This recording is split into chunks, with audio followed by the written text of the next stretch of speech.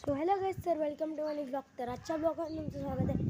आज आहे शनिवार आणि आज 6वा दिवस आहे आणि आज सदनबाबाची दिंडी पण आहे.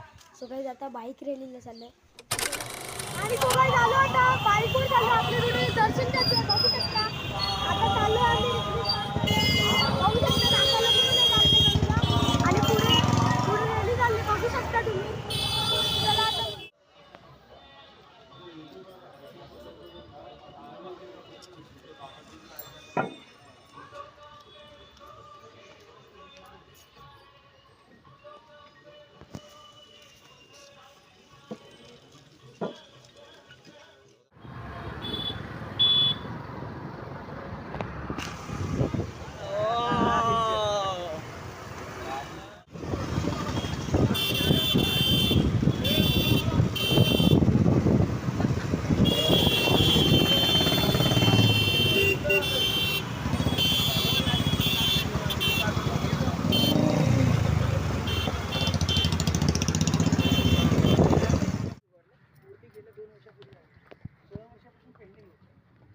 किल्ल्याचा बाले किल्ला आहे, पण त्याला थोडी वर्णी करून त्यांनी गार्डन केलं. पण ठीक आहे, आता परिस्थितीला पर्यटनाच्या दृष्टीने चांगलं आहे.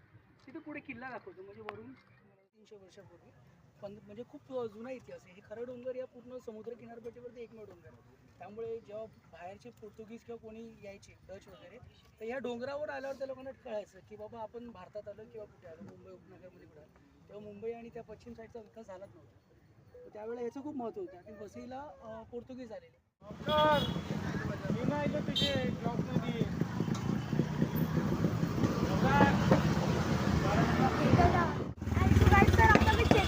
गाडीवर बसलो आहे आणि आपल्या चेतन दादाला बघू शकतो.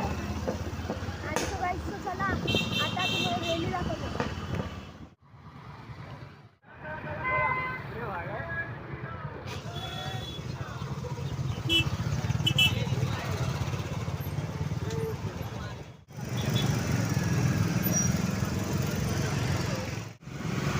तो गाईड आपली मित्रमंडळी भेटलेली आहे.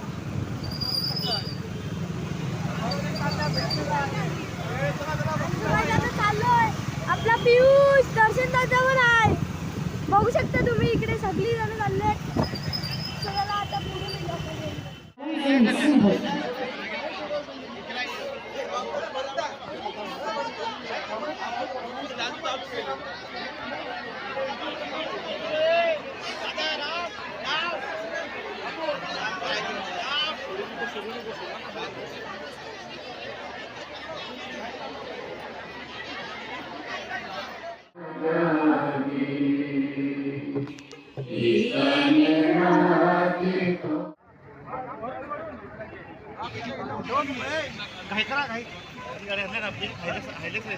जगद्गुरु नित्यानंद भगवान की जय.